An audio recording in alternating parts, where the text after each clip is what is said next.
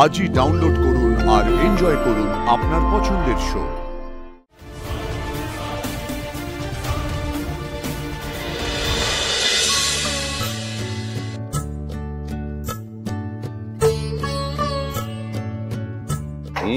কি শাবাশ বাবা, শাবাশ বাবা, তুমি এত রোমান্টিক জানতাম না তো। আরে তুই জানতিস না, কিন্তু দাদা চিরকালই এরকম রোমান্টিক।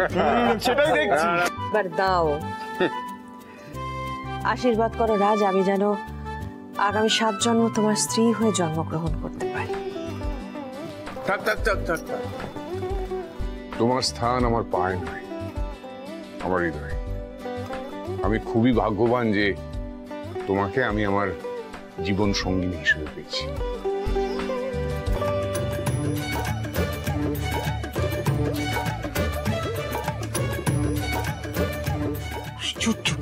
দাদাকে দেখে কিচ্ছু শেখে না, হ্যাঁ সারাক্ষণ কিটকিট কিটকিট কিটকিট করছে। এমন কি করা যায় যাতে ছোট সাহেবের আরতি করে আমার পুজো সম্পন্ন হয়? কুসুম, এটা মন্দিরে রেখে এসো না।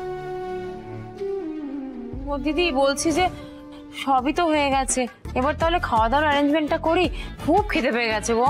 আমার না অবাক লাগে, তুই কি একটা দিনও উপোস করে থাকতে পারছিস না? বৌদি, আমি বলছিলাম ওকে যেতে দাও, ও খেয়ে নিক। আসলে নিজে রান্না করেছে তো, নিজে আগে খেয়ে দেখুক সেটা খাওয়ার উপযুক্ত কিনা, তারপর না হয় আমি। তুমি যাও।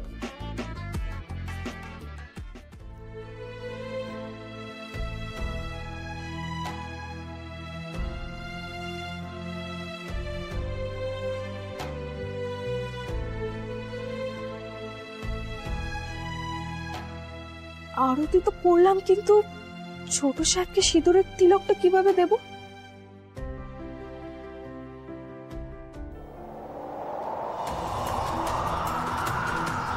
বাইরে ঝড় উঠলো মনে হচ্ছে।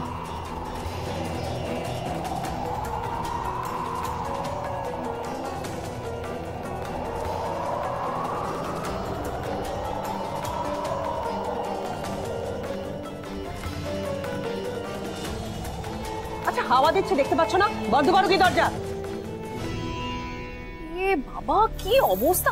দেখো দেখো আয়ুষের অবস্থা দেখো, আর দেখো কার্পেটটাকে পুরো নোংরা করে দিল। মানে এই মেয়েটার দ্বারাই যদি একটা কাজ হয়েছে, ডিসগাস্টিং।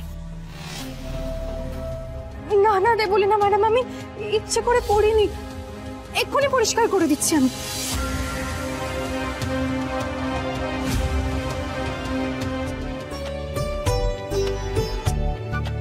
কুসুম ছাড়ো, আরে কিচ্ছু হবে না, আমি পরিষ্কার করে নেবো, কোনো অসুবিধা নেই, ছাড়ো কুসুম। আমি জানতাম তুমি আমার অনুরোধ ফেলবে না ঠাকুর।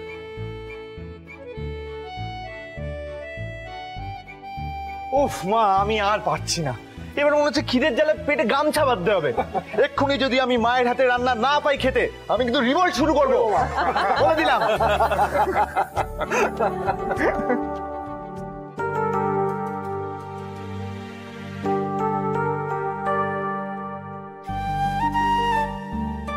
কুসুম এটা কি করছে? আয়ুষ বাবাকে প্রণাম করছে কেন?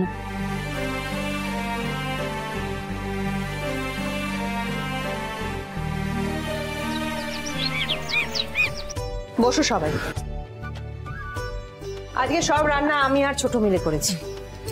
আমাদের রান্নাই সবাই খাবে। এটা ছোট করেছে, আর আমি বানিয়েছি স্পেশাল স্যালাড, যেটা সবাই খাবে। এই দীপালি, তুমি দাঁড়িয়ে আছো কেন ওরম ভাবে? দাও না সিদ্ধার্থকে খাবারটা বেড়ে দাও না। হ্যাঁ ছোট ম্যাডাম, দিচ্ছি।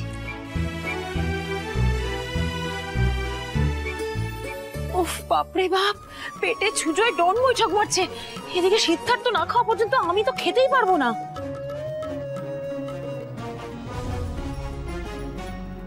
মা, আমাদের একটু খিচুড়ি দেবে না? হ্যাঁ একটু নিশ্চয়ই। কুসুম, ওই এসে গেছে খিচুড়ি, নিয়ে এসো। দীপালি, ওকে একটু রাখতে দাও, এখানে রাখো।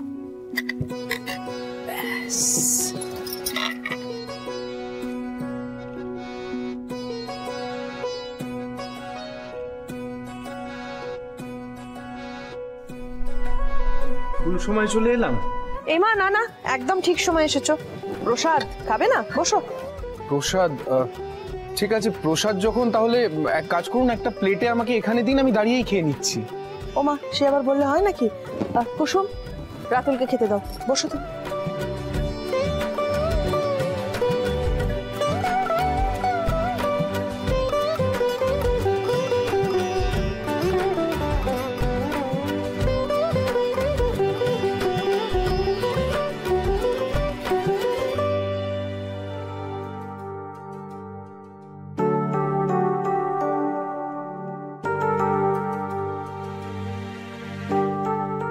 আন্টি, তুমি খাবে না? খাবো, তবে আজকের দিনে আগে বাড়ির ছেলেরা তাদের বউদের রান্না করা খাবার খেয়ে উঠে চলে গেলে সেই পাতে আমি আর ছোট আমরা দুজনে বসে খাবো। এতে উপর সম্পন্ন হয়, দূরত্ব কমে, আর ভালোবাসাও বাড়ে।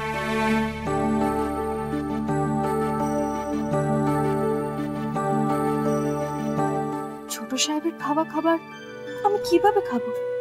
আর না খেলে তো আমার উপোস ভাঙবে না।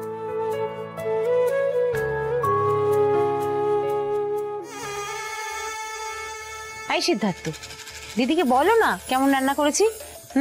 বলছি বৌদি, এর থেকে বিষ খাওয়া ভালো ছিল, বিশ্বাস করো।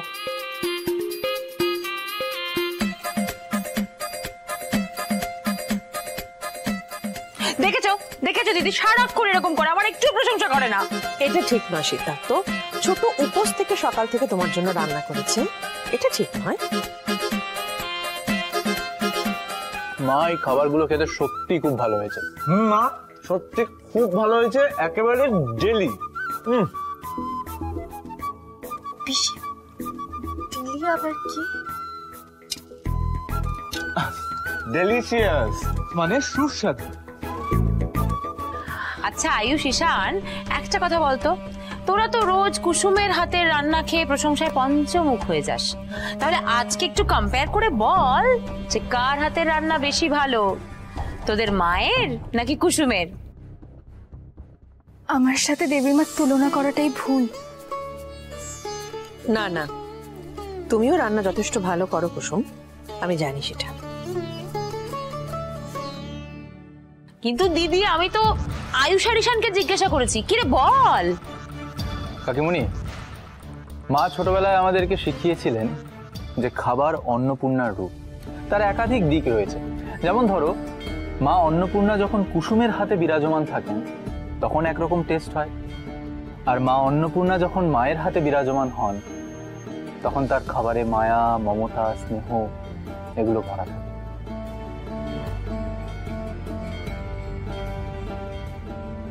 ঠিক বলেছিস আয়ুষ, কিন্তু তাই বলে এটা যেন ভাবিস না যে দেবী অন্নপূর্ণা মীনাক্ষীর হাতে কোনোদিন বিরাজমান হতে পারেন, সে সম্ভব না।